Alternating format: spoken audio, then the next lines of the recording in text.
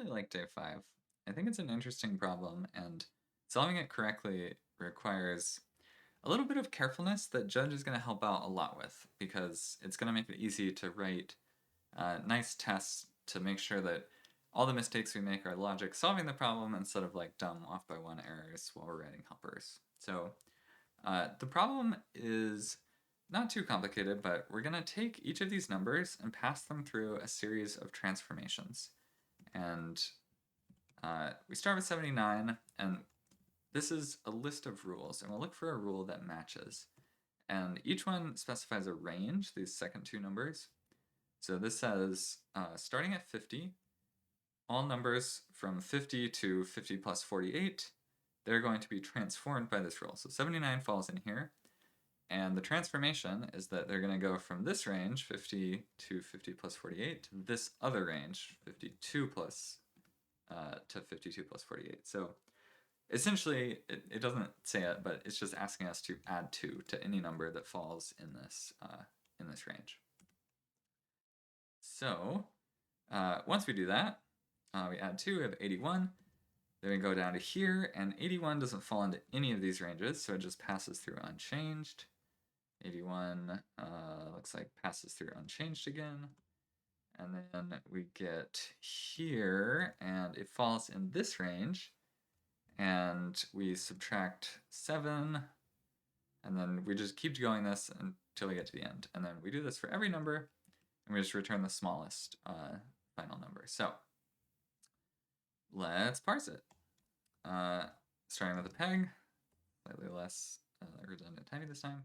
And I need to see the beginning of this input, so I'm just gonna put it up here. So we're gonna parse seeds, and then double new line, and then maps. And seeds is string seeds, colon space.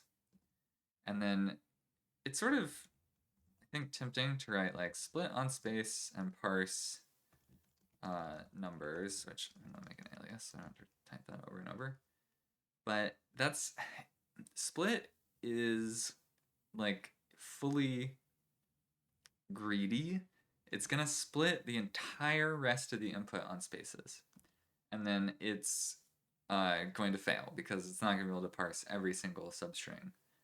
So in order to limit like how far it's allowed to split, there's no way to say just split until you fail to parse something. So instead we'll say use sub to restrict what it can see, and say you can only see to the end of the current line, and then split on spaces. And maps, for now I'll just say 0, which is the peg that always matches, just to see that I got seeds right. Okay, so we got seeds right, and then maps is going to split all of this on new line, and this will be a single map. And a single map is, we don't care about the first line, so I'm just writing, I'll write through new line just to skip the first line entirely. They give them these names, but they're just in order, line to temperature, temperature to humidity. We don't need to like look them up or make our graph or anything. So skip the first line and then parse a series of rules.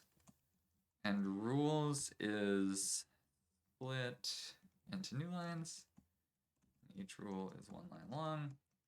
And a rule is 3 space-separated integers. So you can just split int like that. And then I want to group that, and I want to group that, I think. So let's see what that looked like. Oh, I should have grouped my seeds as well. So the first thing that we capture is the seeds, and then everything else are these maps, which are lists of rules. Okay, but this is not a very like good representation of a rule, I think. So I'm gonna say, instead of grouping this into an array, I'm going to transform it into what exactly? Transform it into a like parse rule. So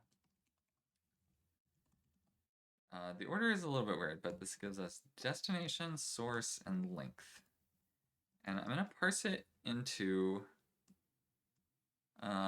two things. A range, which will be the source and the length, and an offset, which will be the destination minus the source. Okay, I think that's good. See if it worked.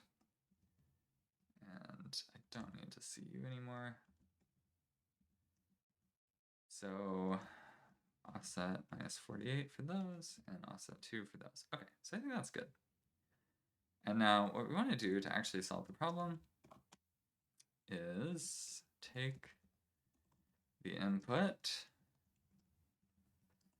I'll say def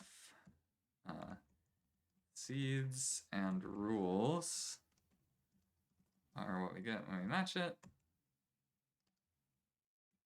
And then we'll loop over the seeds.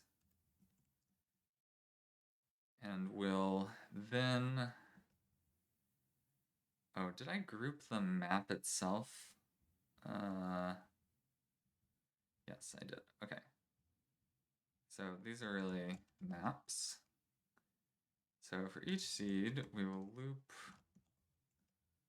I'm just going to write this way to start with. So each seed in seeds, and each map in maps. So we'll start with the seed. And then for each map in maps, we'll set current to transform current by the map in question. Or in other words, fold, which this calls reduce. And I don't remember what order Janet's reduce takes its arguments in. I think the function comes first. Test that. Yep, okay. So reduce, it's not actually reducing, is it? It's like iterate over all of these things and keep applying a function like statefully.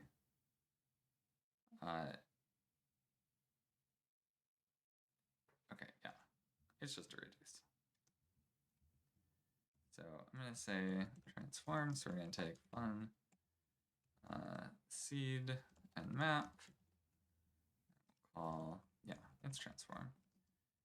Starting from the initial seed and over the maps. Okay, so that's the final answer. And what we want to do is do that for every seed. So map this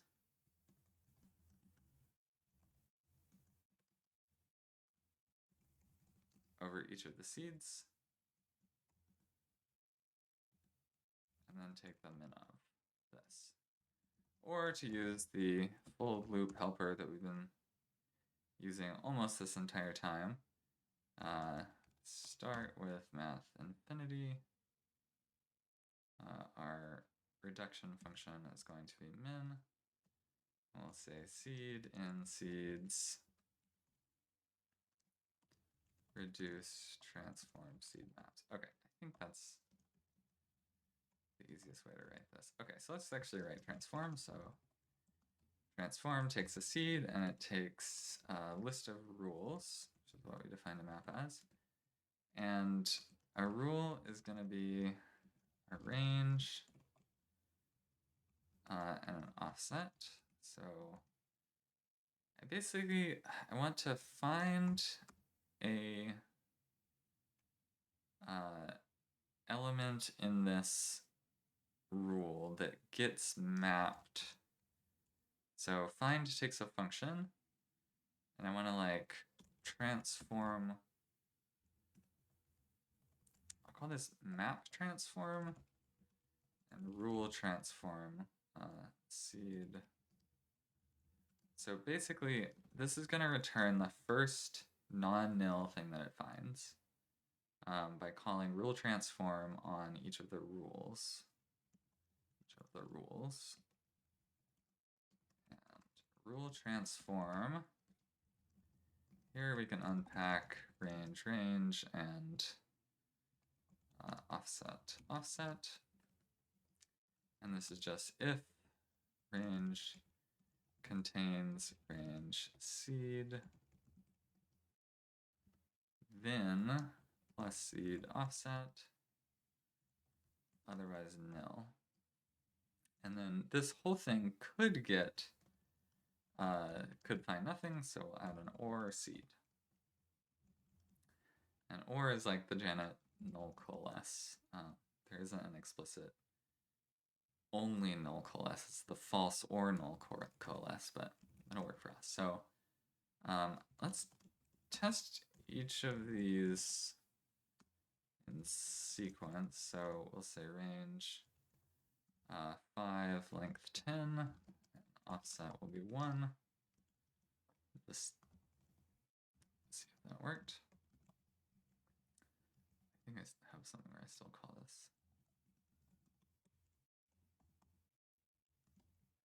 Oh. Right, so I'm going to make a range contains, and this will be start, length, range, and seed value, I guess. And I want to say it contains it if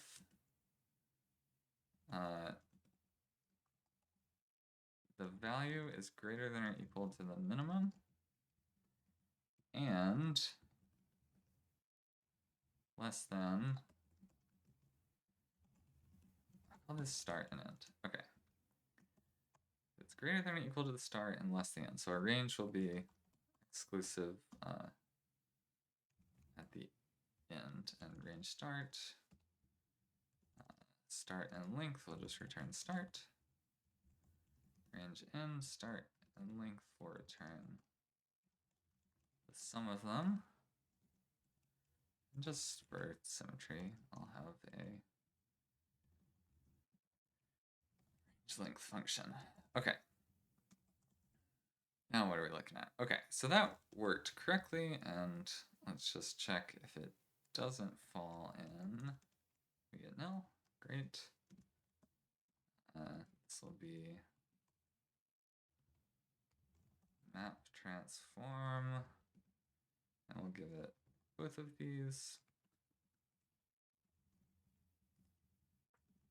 My auto indent is not working correctly for some reason.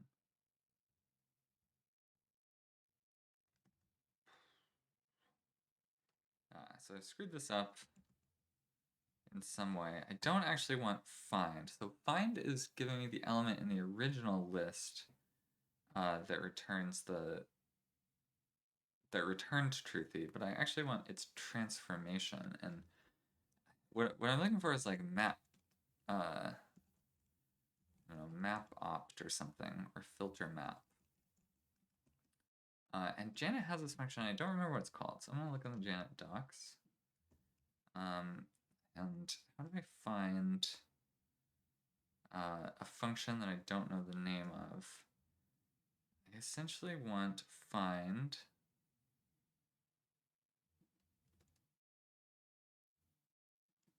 I'm gonna look for something with the same signature. Not find index. Keep is close.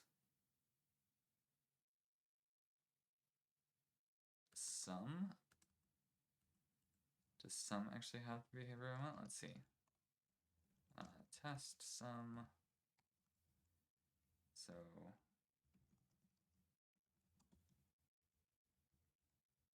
nope. Oh, no, that's okay. If it's even, then yay, otherwise nil. Yay, okay. So sum. Great. So that worked. All right. Well, we test all of these so that we're not totally mystified when we get to the end and it doesn't work. So 35, which was great. My memory served 35. Okay, that's not too bad. And I guess we'll do the real one too. I don't remember, but looks the same to me. Okay, so the next part, it gets way harder and more interesting. So basically, instead of transforming each seed individually, we're going to transform ranges of seeds. So as we had these ranges before, now we're going to have the seeds are going to be ranges too. And we can't just brute force evaluate every single seed in all of the ranges because there's way, way too many. So we have to like cleverly evaluate the entire range at a time. So it's a little bit fiddly, but we're going to parse it exactly the same as before. We're going to use a function called partition, which just to show what this does.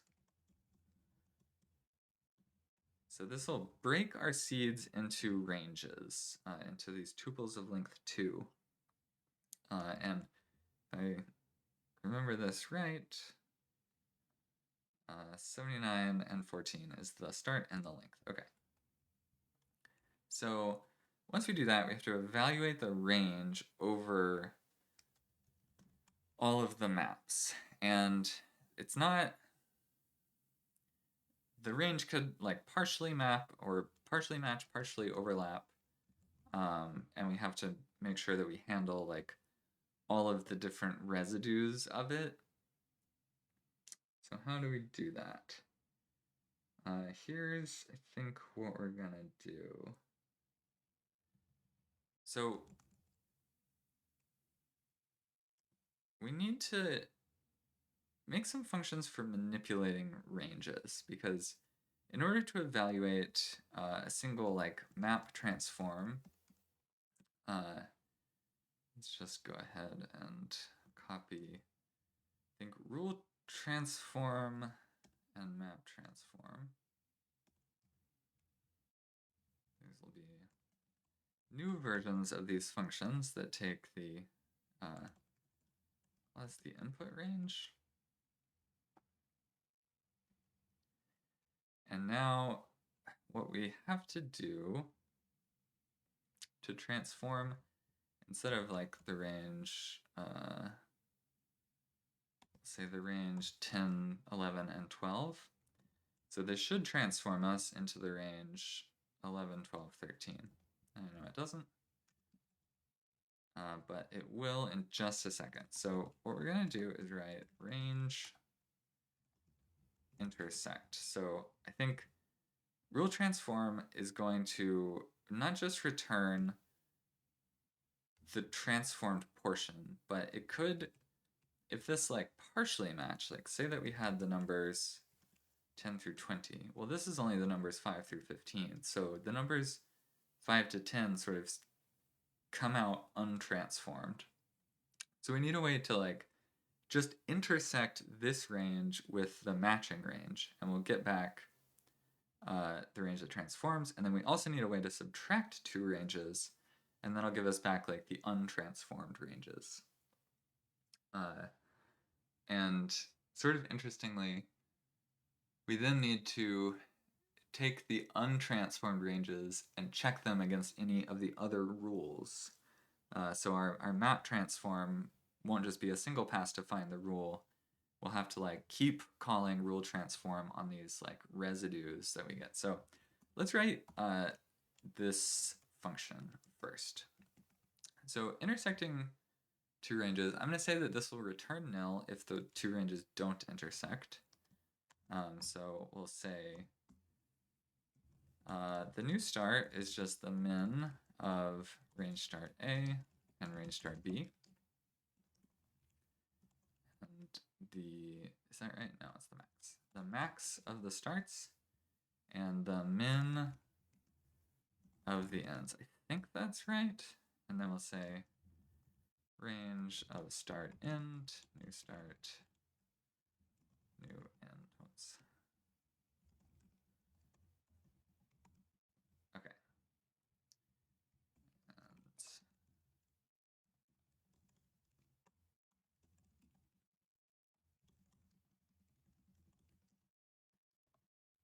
so we don't have to do any math in our application code.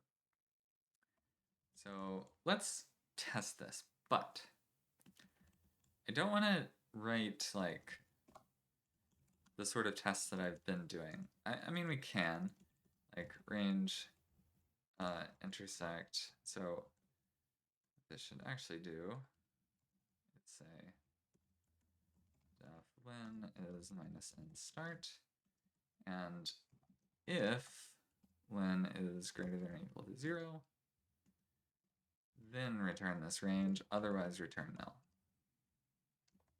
So that way, this is just going to be an invariant of ranges, that they never have a length. They're always positive length. So let's intersect two ranges. So we'll say 10 to 15 and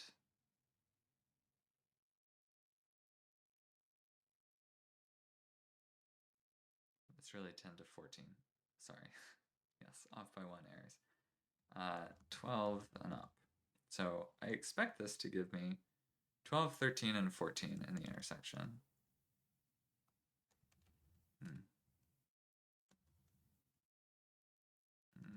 Let's just ignore this for now. Test our helpers. 12, 13, and 14. Okay, so it did the right thing. But I don't like this test. I don't think this is very easy to read. So I'm actually going to do something. I'm going to make a print range function. And it's going to take a range as a positional argument, just start and length. And I'm going to take like a character. And I'm going to say string repeat. I think this takes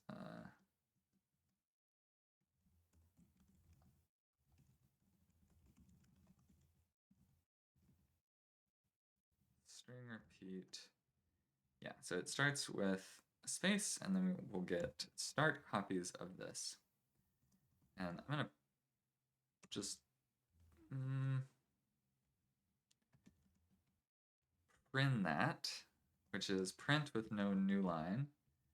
And then I want to string repeat char by the number of length characters. Yeah, I'll print that. Okay. So what we can do now is say def test op and intersect. So this is going to basically, I'm just going to make a test helper for it. So we'll give it A and B, and we'll say print A as A, and print B as B, and then print their intersection, print range B as C. And we could probably pick more interesting characters. And then test standard out, test intersection of, let's say 0 to 5, and 3 to 5. I just didn't finish typing that word. Okay, so this gives us like a visual representation, a nice visual representation of this operation. We can see the intersection, and this will make it a little bit more pleasant to test if they're disjoint. Great. Oh, that's funny. That shouldn't be there, actually. This should be something like say if we have a range,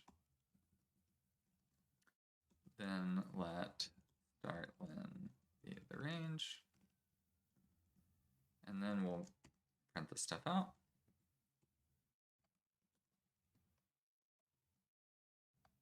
Otherwise, we'll just print like empty. But we can see from this test that it did not print empty. Because, why? I would expect the len to be 0 here.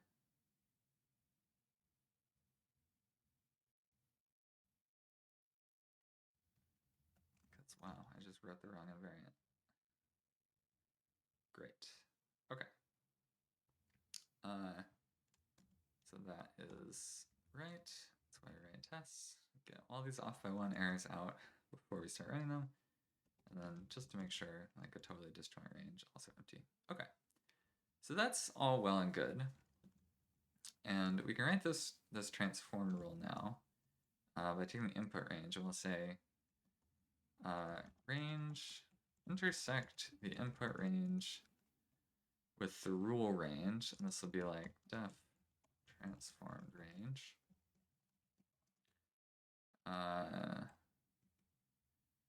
Yeah, we'll take the intersection,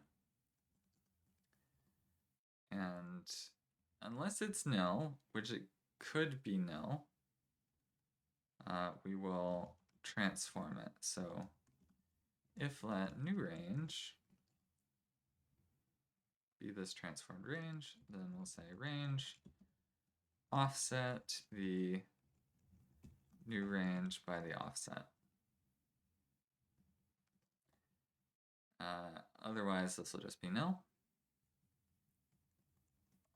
This is not complete because we don't do anything with the parts of the range that don't intersect yet. But we should write our range offset start len by plus start by and len. Put these up here with my range functions. Okay, and let's write a test for this. So that is what I said. The range 5 to 10. So it did the intersection correctly. And I can see that I have the part of the range that I gave it was offset correctly. The part of the range that actually intersected with this, but the rest of the range from 15 and up is nowhere to be found. So our rule will actually have to return 2 things. It'll have to return, we'll call this the transformed input, and any untransformed input, which I guess it's sort of symmetric, so we'll just return a list of all the ranges that we get from transforming this. Is that right? No, they're actually not, they're not symmetric. The first element will be this, and then the remaining elements, the first element will be our transformation, and that has already had a rule applied to it, so we want to pass it on to the next map. But anything that didn't match, we want to check other maps. So I'll say this returns transformed and still to go, something like that. So, and transformed might be nil, which is fine. So our still to go is range subtract input range from this range, which we've not written yet. So let's write it. I think from here down. So range subtract is a lot trickier, I think. So it's possible that the range on the right is just larger than the range on the left. So I'm just gonna start with this dummy implementation so I can write some tests. And let's say test subtraction. And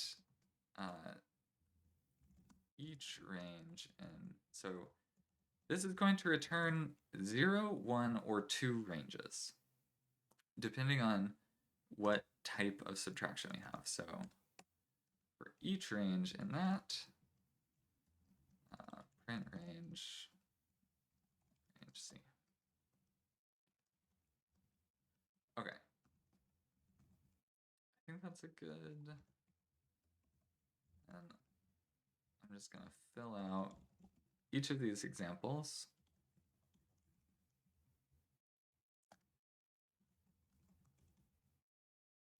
So, trace.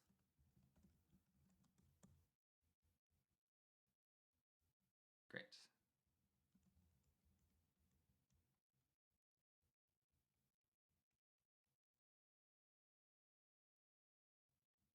I feel like that didn't actually evaluate.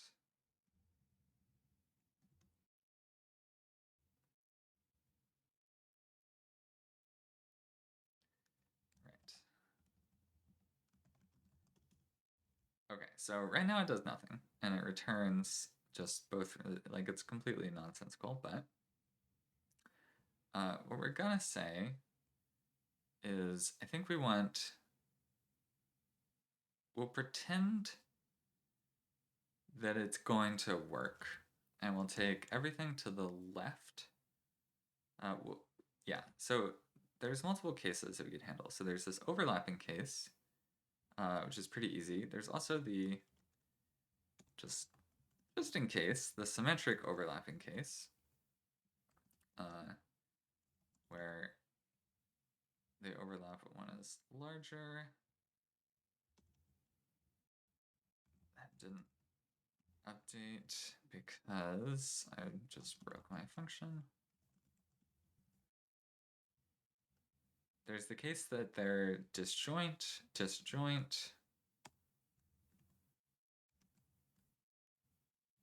And then the more interesting cases, which are like this is 2 to 5 and this is 0 to 10. So if we subtract this, that should give us, nothing because b took all of a away. And then the other interesting case is that this is large and this is small, because when we subtract it, we'll have 2 ranges. We'll have the range to the left of it and the range to the right of it. So let's implement that. So there's going to be between 0 and 2 possible results. And the results are like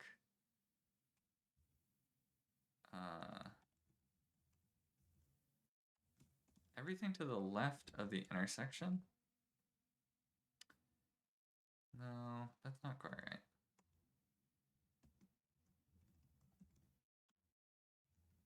We'll take the start of A. So let's just start with this case. So the result that we want to get is, it starts at A and it ends at range of start end. It starts where A starts and it ends either, whichever comes first, where A ends, it can't get bigger, or where B starts. This is our like left case. And this might be null.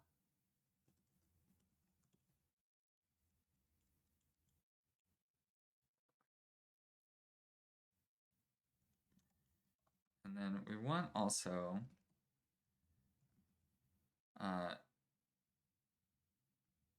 we want to handle this case. So this will give us a range that starts at whichever comes second, the end of B,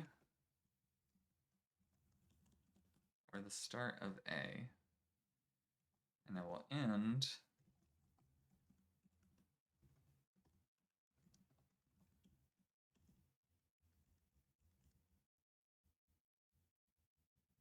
where ins. So that gives us that chunk. So that looks right. That looks right. That looks right. And that looks right. Okay, so all that remains is to filter out, like remove the nulls from this, which I just did that by filtering with the identity function. There might actually just be a helper that does this for you, but that worked. Okay, I feel like that's a decent subtraction. So that will be our still to go, which might be empty. And because that already returns an array, we'll just keep it there. So great. So now I can see this like remaining work. Okay, so now kind of an interesting rule. So this is going to be an input range again, and we want to go through every rule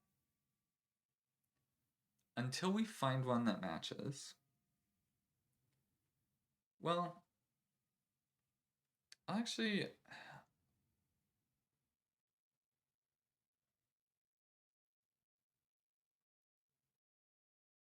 yeah, I'm not quite sure how to do the like nice short circuiting that I want to do. So we want to go through every rule until we find one that matches. So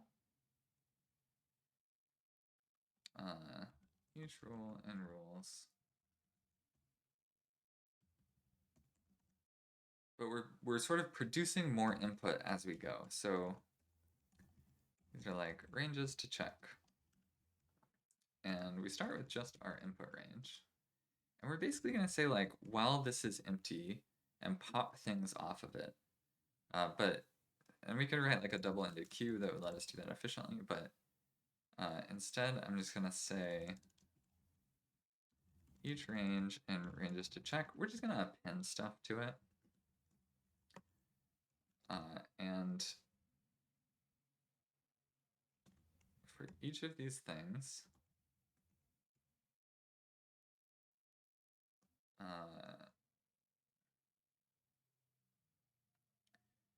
want to like run rule transform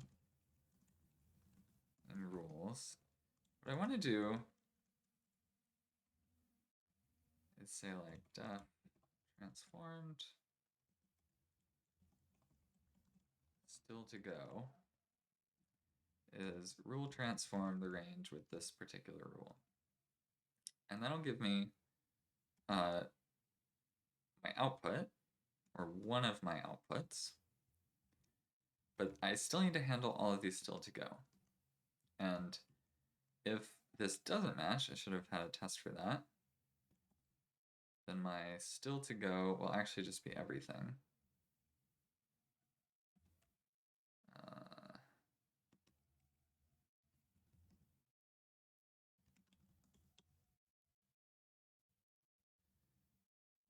Some sort of compilation error.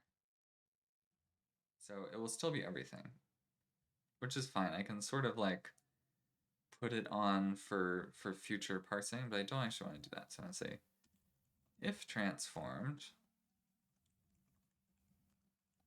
array concat ranges to check with still to go. Otherwise, still to go is going to be just this, and we're already handling it.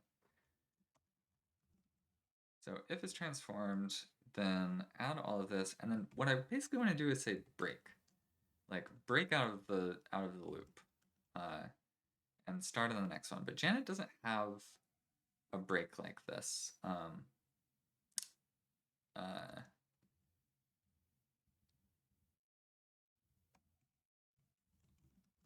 Oh no, it's fine because I'm only breaking out of the inner loop, so I can just run break. Okay, sorry. This is easy. We break out of this loop, and then we move on to the next range, and range is check. And I'm modifying this as I iterate over it. I happen to know that this is perfectly safe given what I'm doing. This is really just a for loop, and like while it's less than the length of the input. So it's okay to add things onto this list as I'm going. So when transformed, or I concat this, and I also need like outputs. So push outputs transformed, and then concat what we still have to go, and then stop looking for rules, but start over on the next range to check. And then one last rule, which is if you don't find anything that matches, you still want to add it to the output. You want to add the whole range to the outputs. So if nothing matched, add that. I'll say var nothing matched is true. Set nothing matched to false. That way, we make sure that we always push something. So I guess what we could say instead is like, we're always going to push, no. I don't know how to write this more simply than this imperative style that I'm using here. So we return outputs. Let's just get some kind of idea of how this works. So I returned 11.4, which is, I think, just correct. So that's anything from 15 to 25. That's fine. 16.5, 11.5. So I added one from this rule, and I did nothing for the remainder. No, I did. I should really have different offsets. Call this like 100 and 200. So yeah, I can see that I matched this range, but that's not as interesting as something like that. So I can see here's the unmatched range. Okay, so I think that this actually works. So we're gonna do a similar thing here now.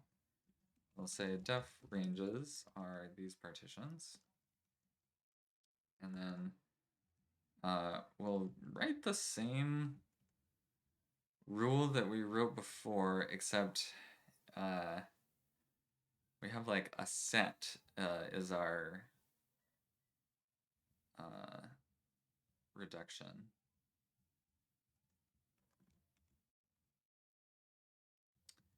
And I think we're still looking for the min. I'll just copy my full solve function.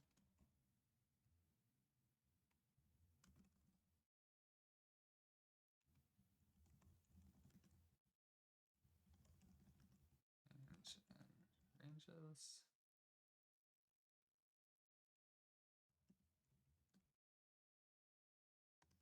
And now I have a list of ranges.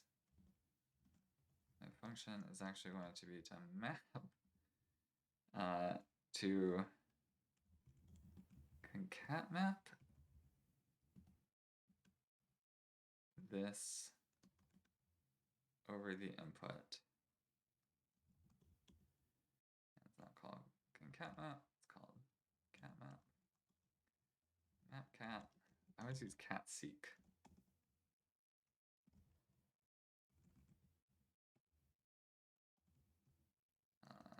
And we transform the range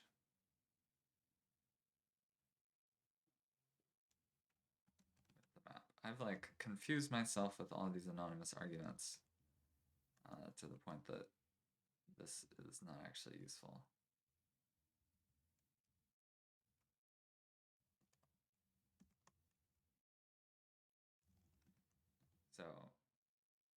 starting with the range, we'll say starting with this list of the initial range, because it's gonna like grow into multiple ranges as we map things. We'll take this map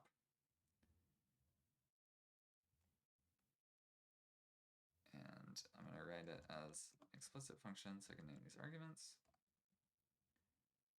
So this is going to take the ranges, or like current ranges, shadowing the ranges from above. And we're going to mapcat, map transform over each of these ranges. Map transform the range with the given map. Okay. When you're using anonymous functions, you can't like nest them. So trying to refer to that variable that didn't have any name anymore, I shadowed it. Oh, it was kind of breaking my brain. Okay. Cool. So I got math in, which is not great, but of course I did because these are ranges, so I'm taking the min of them. But I think what I actually want to do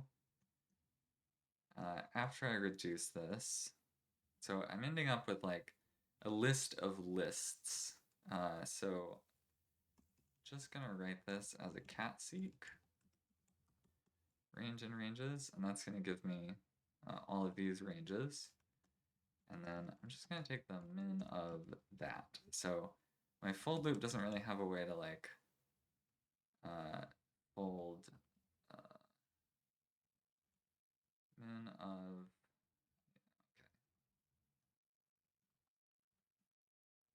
We'll take this cat seek, we'll map using this threading operator. So take this argument, stick it at the end of this argument, and then take the min of the whole thing. So I'm mapping to get the range start, because I think that's what the problem actually wants. And then I'm taking the smallest start range. Let's see what it was actually asking me for. Yeah, still the lowest location. Let's see, number 2. Okay. Because I'm ending up with a list of ranges, and I want to, the start, because the range length is always positive, the start is going to be the min. Okay.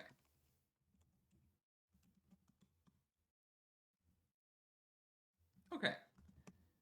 We got there. So that's, as you can tell by my struggling to write this logic, like quite a bit more complicated than the past days. But I really liked this problem. I thought it was fun. I thought this is a really nice like example of how a test can make what is otherwise pretty fiddly into a kind of more elegant solution. And this part here, the way that I'm doing this, like map some of it, but then you have this residue that you still have to keep working with, is when I originally saw this problem, I wrote a combinator that did this, but it was like such a weird and specific function that was like, it's a transforming map that sort of unfolds itself as it maps. And it was so specific to this one problem. I've really never encountered any higher order function or like shape of algorithm that works this way before, or I can't think of like a real actual example of it. So I'm sure there's a nicer way to solve this shape of problem if it comes up a lot, because I feel like this is like very clumsy. And I guess essentially we have a work queue and we're adding things onto the work queue as we like discover more jobs to do or something is the closest I can come to it. But the fact that we're like producing outputs in the side channel and then only some things that we like haven't produced outputs for yet get to added back onto the work queue, like the fact that I don't know, the whole thing is just kind of weird and specific. So I didn't do this as a helper and I just wrote it out in line here, but it's a fun problem. I liked the kind of trickiness of it. I liked having to think a little bit, and as slow as I solved it today, it took me probably twice as long the first time I did this. Um, just making mistakes, not really realizing how to do the range subtraction correctly to make this easy. I feel like the leap from solving this in some ad hoc way to just like modeling the types explicitly makes it much, much easier, and you can just get confused about the higher order function reduction over this list of ranges thing that we're doing here. So